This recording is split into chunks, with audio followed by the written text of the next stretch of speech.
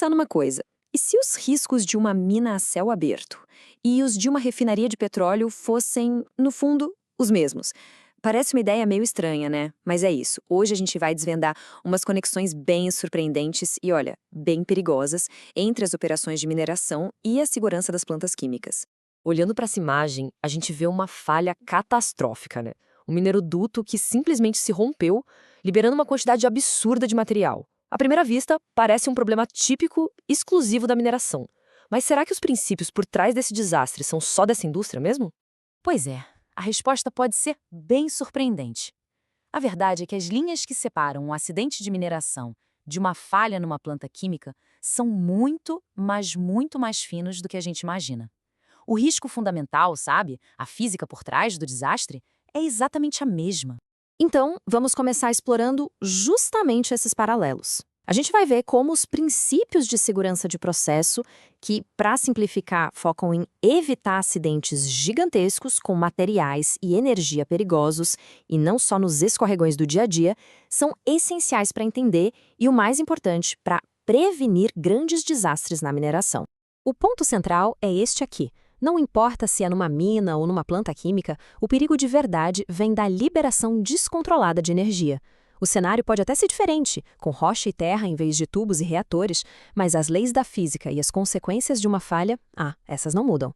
Vamos começar com um dos perigos mais comuns e, ao mesmo tempo, um dos mais subestimados na mineração, os sistemas pressurizados. A gente costuma pensar em mineração como só cavar e transportar, mas na verdade tem tudo a ver com conter e gerenciar uma quantidade imensa de energia armazenada. E aqui a gente vê um paralelo perfeito.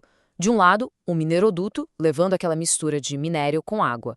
Do outro, uma linha de processo químico. O que está dentro é diferente? É. Mas o princípio de segurança é idêntico. O objetivo é manter o material dentro do tubo.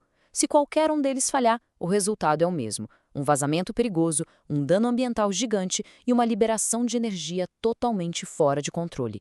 E a escala dessas falhas é absurda. Esse exemplo real de 2018, que aconteceu perto de Belo Horizonte, não é só um número num papel.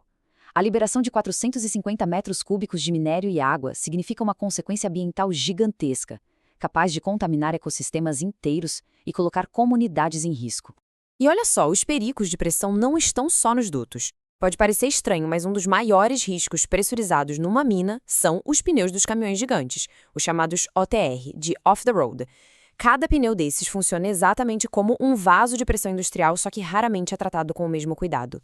Para a gente ter uma ideia, 145 PSI é mais ou menos umas 5 vezes a pressão de um pneu de carro normal. Agora, imagine isso num volume interno que pode chegar a 10 metros cúbicos.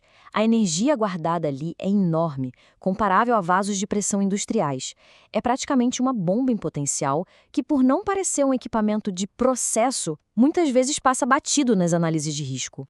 Agora, vão dar uma olhada em outro processo de alta energia que parece ser coisa só da mineração, a detonação. Mas os riscos, eles vão muito, muito além da área imediata da explosão. As consequências podem se espalhar por quilômetros e muitas vezes de jeitos que ninguém esperava. A detonação tem 2 riscos bem graves, que muitas vezes são subestimados. O primeiro é o tal do fly rock, que são basicamente projéteis de rocha lançados com uma energia absurda, capazes de atingir áreas que eram consideradas seguras.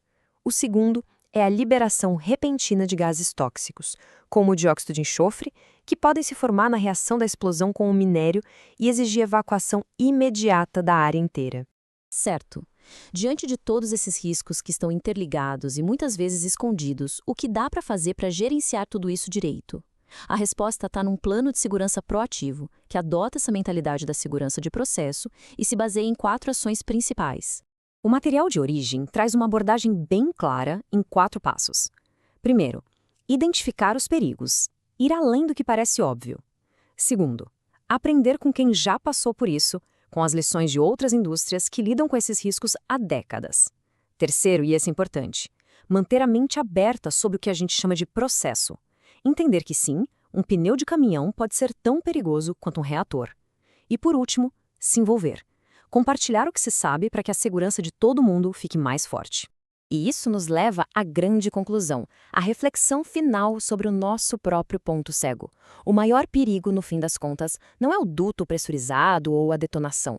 É a nossa tendência de enxergar cada indústria de forma isolada, como se os problemas dela fossem únicos e não tivessem comparação.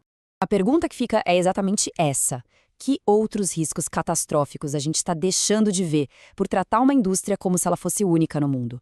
No fim do dia, os princípios para gerenciar energia e materiais perigosos são universais.